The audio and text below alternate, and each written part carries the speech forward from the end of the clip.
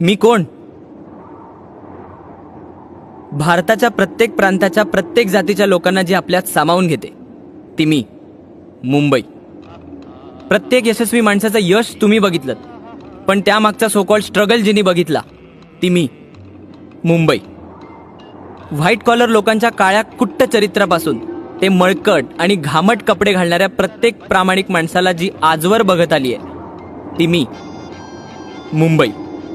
जिचा काही दोष नसतानाही प्रत्येक आतंकवाद्याचा वार जी हसत हसत अंगावर घेते ती मी, मुंबई.